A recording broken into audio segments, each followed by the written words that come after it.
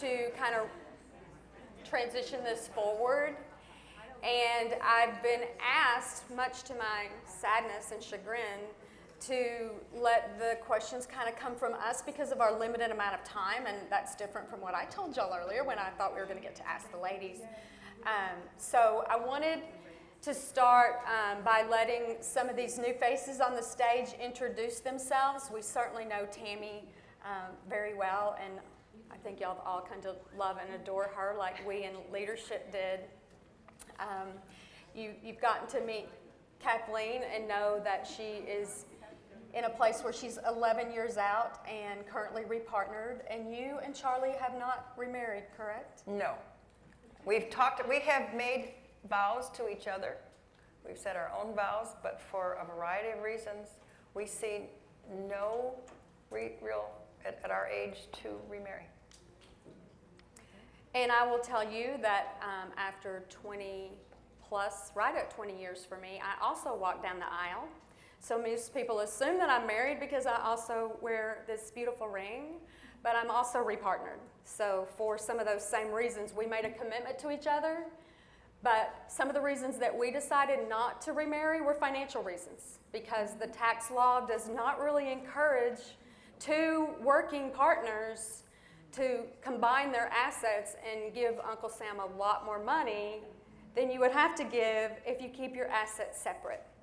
So that's one of the reasons that we decided not to do that. Plus, my partner is in his 50s like me. He has different plans and his own assets, and we wanted to be able to keep what we brought to this relationship separate. And eventually, when I pass, my trust goes to my beneficiaries, his trust goes to his beneficiaries, and it just made it a lot easier. But like Kathleen said, in order to make that happen, you have to make sure that you legally document that. I'm from the state of Texas. You probably didn't figure that out, did you? In Texas, we're a community property state. So once you remarry, all of your assets from that point forward are basically community property or shared and shared alike. So we have a cohabitation agreement that Kathleen mentioned that keeps those assets separate. But we do have a combined checking account where we do own a home together, like what you and Charlie have done.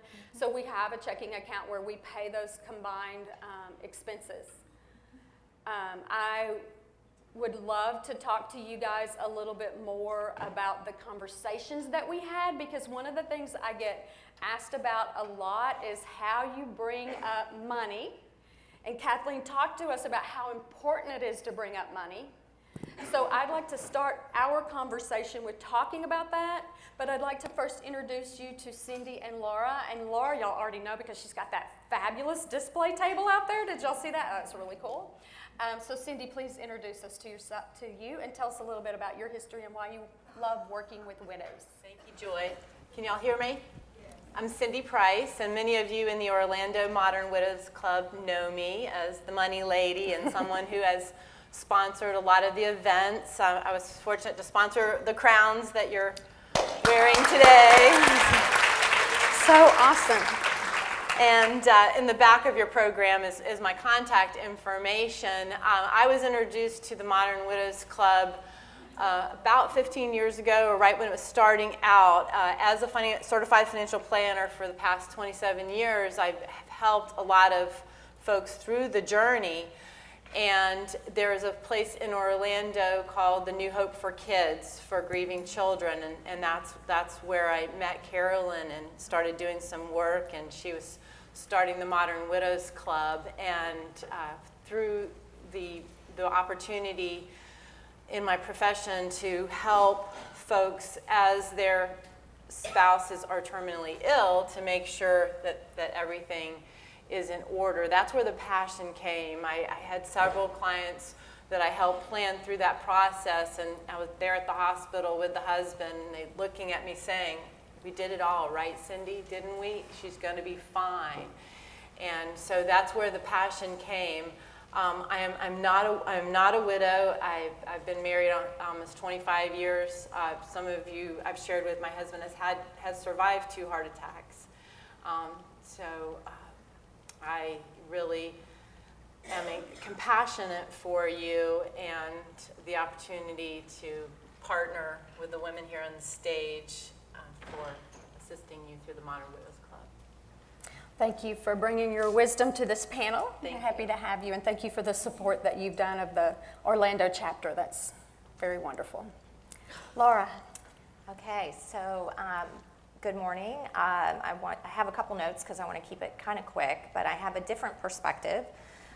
First, I want to thank all of you. It's just been such an honor to witness your open vulnerability and also your power, because there's a lot of power in this room. So first of all, the pretty version, my name is Laura Amendola. I'm the Director of Wealth Care for Widows. I've been in the industry for about 24 years, since I came out of college with my finance degree. I've been a CFP for about 20 of those 24 years. And I'm also one of the small percentage of women in our industry that does own her own private wealth management office of Raymond James Financial. So I think I'm qualified for the financial part of it, but I'm not a widow. I'm the daughter of a widow. So I want to share this, because I think it's really relevant to what a lot of you shared in the room about worrying about your teens or your kids. And I want you to know that we actually want you to worry about yourselves.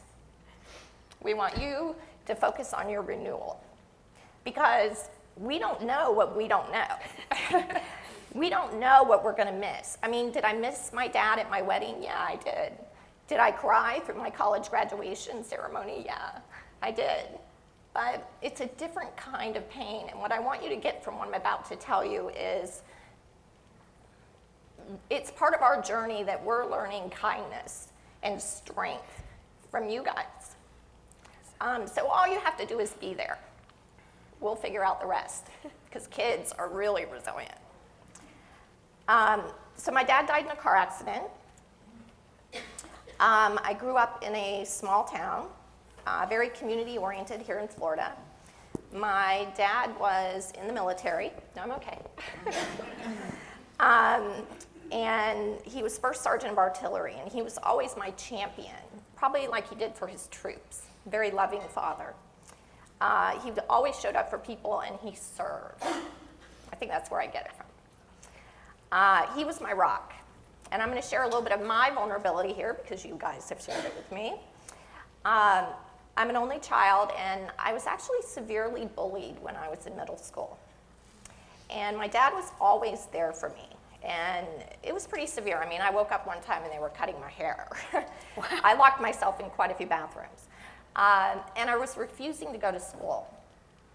And one night, I remember he came into my room and he sat with me and he said, "You know what, Laura? People rose up from the hells of war, and they walked out. And if they can do that, you can do this." And I did. I went back to school, and I became a very resilient and independent young lady. So fast forward about 5 years, I was 17, had just graduated, and my mom got the knock at the door. It was a Sunday morning, and it was a police officer, and he gave her the news. And he needed her to come and identify the body because it had happened about a county away. So she had to go get a neighbor. I wasn't home at the time, and he went with her because she didn't think she could drive. And it was a one-car accident. There's a traffic light there now, but at the time, he missed the gotta go left or right sign. So he went through it. It was one of those very dense Florida fog nights, and his Wagoneer went into a pond, and he hit his head, and he died. But the actual cause of death was drowning. And I can't imagine my mom going to identify that body 12 to 15 hours later. So I found out a little bit later in the afternoon. I remember shock. I'm not even a widow, so I can't imagine. But I remember so many people showing up. It was a little church. People stood outside even though they couldn't fit in. And that's why I don't miss a funeral, because it helps the family. I was told later that his funeral procession was measured at 4 miles long. Makes me very proud. And as Carolyn mentioned, and some of you, you know how she didn't change that, the master bedroom. I remember my mom, I remember the flag sitting on his chair for 5 years. I remember the dust beginning to build up. And she had to sell the business. She was always there for me no matter what, and life went on. So she never remarried. I don't know of her dating. She always said she'd have to move to a bigger town. So 10 years later, and I'll speed this up, I'm doing what I do, and I found that I was drawn to working with widows. And the reason why I've told you this story is for the next 3 things that I saw. And the first one is, with my widow clients, is grief is a really mean bully. And I related to that because it tears you down, pushes you around. Why did this happen? I mean, you innocently had this happen to you. So I saw that and I was drawn to it. And the other thing was I've seen so many of you choose, because it is a choice, to rise up, to walk through your war of grief and walk out. And you're warriors. You really are. And number 3, the other thing that my dad always said to me is knowledge is power. And that's why I always end our blogs or social media with knowledge is power over grief. Because when you know what you need to know, you can move forward. And you can help your loved ones. So that's why we're all here today. Okay. Fast forward a little bit further, why Wealth Care for Widows? Well, I thought about it about 4 to 5 years ago, and I hadn't trademarked it, but I did gather all the domain names, the .coms, the .orgs, and all of that. And then my best friend of 30 years, her husband was diagnosed with cancer. She was 47, she's 49 now, and she has 2 teens. They're 14 and 16 at the time. And so I kind of just put it off to the side, and I kind of almost thought I was going to go in another direction with my career. I had to take a very hard test in Chicago. I think we've got people here from Chicago. Yeah, okay. So I think it was booth business downtown, kind of, or in that area.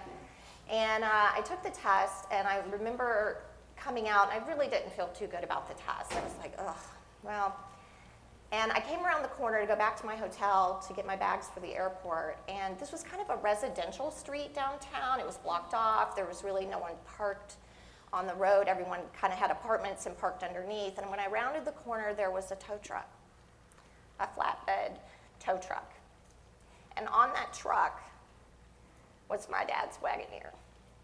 Now, not the same Wagoneer, thank goodness, because that would have been really weird. Probably wouldn't have made it to the hotel, but it stopped me dead in my tracks. And I flew home, and I heard you talk about people talking about just a pull. And I felt, or I heard someone say, that test was not your journey. I did pass the test, but it was not your journey. This is. And so I flew home and started creating the process for Wealth Care for Widows. So that's my story. Thank you. So I love hearing these stories because we worry so much about our children. And if there's one of the things, and I've found a lot of silver linings in my widowhood, I look around this room and recognize that y'all are the #1 silver lining in my widowhood. But our children are learning resilience skills. And these are life skills, right? How wonderful that out of this horrible tragedy, Laura not only learned resilience skills, but she figured out how to make a career that would allow her to align her passion with her career. And I know a lot of you are rethinking what you're doing or what you're going to do. And I would invite you to follow this example and use your resilience skills to find a career that aligns with your passion. And I know a lot of you in the room are already doing that, and I think that's a wonderful thing. So the 4 of us come from financial backgrounds. We're all 4 certified financial backgrounds. We have a different perspective on the stage from Tammy. She's in the mortgage industry. And I'd like you to address, if you can, repairing credit. You want to start there, and then we'll come back to this question of how to address money in relationships, which I know you can add to that conversation too. So, I know that we hear that a lot of ladies maybe either had challenged credit, or maybe you have no credit at all, and buying a home or even like refinancing your home could be a challenge. So some of the steps for rebuilding your credit that I would suggest, first of all, the government allows you to pull your credit report once a year from the 3 different credit bureaus. So there's Equifax, TransUnion, and Experian. And if you go to annualcreditreport.com, not the stuff that they advertise on TV because they're trying to sell you something, but the free government site is annualcreditreport.com. And probably you just want to look at the whole thing first, but what I would suggest is pulling one credit bureau every 4 months. So maybe today you would go home and you would look at your Equifax, and then in 4 months you want to look at the next one. And put that on a schedule since you can do it once a year, so you're monitoring that yourself. Like you can get on like a fraud alert type site, and you can actually put information on the credit report if you've been a victim of identity theft or if your husband has been. And just a little FYI on that, the identity theft, Linda was in an accident, so we cannot have that session, but if you had questions about that, I'm happy to chat with you. Just find me, okay? Linda? Linda Newman was in Iraq going home on Thursday. Is she okay? She's okay. Yes, she is okay, but she totaled her car, and the other car was totaled, and so she's not able to be here today.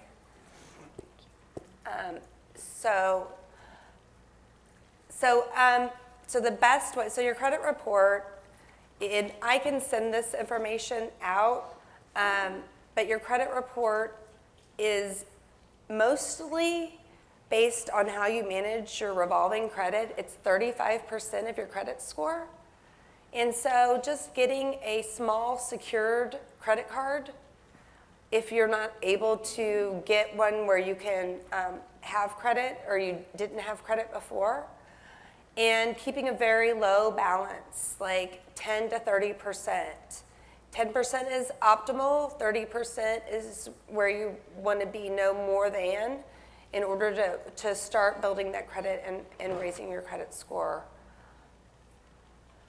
Can I throw in just a little story on that? Mm-hmm. About 18 months after my husband died, and we were in business together, but I was a partner from day one, I got a letter in the mail offering him credit at a credit line that was bigger than I could get. There are a lot of rules that are kind of crazy that are out there, and that's why Modern Widows Club is really trying to build up a lobby, and there's a lot of things we'd like to see changed, but that's one of them. So building that credit is going to be important to these ladies to buy their next home. To buy your next home, to, if you have a home now and you need to refinance it, having credit and having a higher credit score gets you way better terms, better interest rates, and it's just really important to consider that. And I'm happy to be a resource to anybody with any specific questions or situations, since we're not taking questions from the floor, and I didn't know that until I didn't either until today. I guess I could kind of add to that. Well, One of the things that when the widows come to meet with me, we talk about things that are very, very important needs to take care of first, and obviously how, where you're going to live. Are you going to remain in your home? Is a very, very important decision, and obviously if you're in a supportive community, you really don't want to leave that supportive community. So it's very important that you get a lot of counsel about where you're going to live, because it's a financial decision, but it's also a very emotional decision and a very important source of strength, whether that's to be near family, to be near friends. And the other is just transportation, a car. I tell my suddenly single female clients, I want you to have a reliable car, because having safety on the road, and whether if that means leasing a really nice car for a couple of years, go for it, because there's so many other things that you have to deal with on a day-to-day basis that shouldn't be having a reliable car. That should be really important. So the idea of having a safe, affordable, comfortable place to live, and the same with a car, I think are the number one and number two. And then number three is continuing to save for retirement. Those are the top three that I address in the beginning. Is you can't stop saving for retirement. Thank you. And just so, like, your credit is, employers look at it now. There's so many things that are tied to it. So it's like one of those things that maybe we don't think about or don't want to think about, but it's really urgent that you do consider it and take a look at it. And again, please reach out with any questions. So I'm thinking about how many questions we have to answer, how many decisions, those damn decisions we have to make at the beginning. Mm-hmm. And so one of the things that we do with our clients is get all those questions up on the board, get them all written down, and then go about the process of helping you determine what has to be done now versus sooner or later. Because let me tell you, the elephant in the room cannot be eaten except for one bite at a time, right? Isn't that how the expression goes? So get all that off your head and onto paper, but then just carve out the 1 to 2 things that you can do at one time. Because widow's brain is not going to let you get to all those decisions at once, but what you need to do is create space of mind so that you can tackle those decisions one at a time. So let's come back to this communications whole discussion, because I think communicating and learning to communicate in a way that we can be heard is going to be very important, not just in the next relationships that we're in, but also with any financial professionals or mortgage professionals or attorneys or CPAs or anyone we're going to start working with. We need to claim our power. We need to understand what we want, what we need, and how to ask for it. And so I'm going to address coming into my new relationship, and I'd like you to do the same, and then I'll have you two ladies address how you think how it's important for a client to come in and communicate with you and what you can communicate with them. Some of those communication tools that you can use to help them choose a financial planner who's passionate about this work. Because although they exist and they're here on this stage, and we want to find those people at Modern Widows Club and bring them into our fold, so we're trying to develop resources at a local level that we've vetted. But the other thing we all need to be aware of, and I know you are, is that we're also somewhat in danger, right? We're vulnerable, and there are people out there who would love to separate us from our money. We call them wolves. Financial wolves. They eat elephants. So I was just going to share quickly that I came into my next relationship financially secure, and because I am a female, and like most females, security is important to me. So I was single for 20 years, so I worked hard on becoming financially secure, and so I think it's also a part of who I am. It's important to me that I've been able to accomplish this, and so it's an important part of me, and not to lose that, because I represent that to so many other people, that you can do this. But I also wanted to be open to my new relationship. So what I personally was looking for a man, and we talked about those long lists we have, I wanted someone who was financially secure. I didn't care if they had the same financial security that I did, but I didn't want to be a nurse, and I didn't want to be a purse, right? One of our widows Or had said God that. forbid a mother. And God forbid not a mother. I just, the funny thing is, I had this really long list when I started dating, and I noticed that it kept getting shorter and shorter, shorter. And then at the end, I said, all right, I want somebody who doesn't have a felony. He has a job, and he doesn't live with his mother. Thankfully, I did find someone who had all three of those things. Oh, he's a lot more. He's a whole lot And more. much more. It was important to me to have those conversations, but I'll tell you, I did not have them early on. Some of my girlfriends just say, well, date from your client base. You'll know exactly what their financials look like. So you have to have the conversation, and so this is about learning how to be able to communicate what you need and being comfortable with that. So we did have that conversation. Eventually, he did show me his balance sheet. I actually knew how to read it. I hope you will learn how to also. He was comfortable with that because the whole communication thing about how men make decisions, you know how we talked about for women, money's about security? For men, it's different. It's about power and control. All right? It's just different. It's not better or worse, it's different. So I think the best thing for me was knowing that men look at money differently, and I went into the relationship saying, baby, I want to talk to you about what is important to me, which is security, and that's how I look at money. I want to understand how you look at money, and I want us to be able to have these conversations, but security is what I need, and I've seen from you that you are a caretaker, and I know you want to take care of me.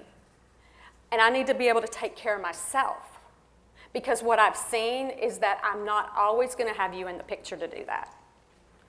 And I think coming from that point of addressing his need for power and control and the need to take care of us, and they do want to take care of us, let them do that, but have the conversation. What would you add about your Charlie discussions? And one thing I want to preface this with, I was blessed. My husband was a pastor. He was a very spiritual man. And about a month before he died, he took my hands and he said, you know, all those promises we made for each other over the years, I want to dissolve those promises right now. I said, what are you talking about? You know, I'm going to love you forever. And he said, I'm going to be gone. And after I'm gone, and I've accomplished everything I was supposed to do in this lifetime, but you have not. In fact, for you to accomplish what you're supposed to accomplish, I must leave. So what the heck are you talking about? What am I supposed to do? He says, I don't know, but you'll figure it out.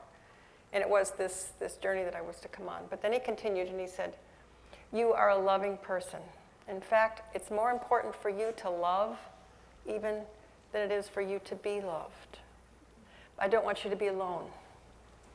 I want you to find someone to travel with, find someone to share family with, find someone to laugh with. You don't have to get married, but find someone. So he, in essence, gave me this wonderful permission. And talking with many widows, they never had any kind of a conversation like that. So when I said Charlie and I have been together for 7 years now, we met in my 4th year of widowhood.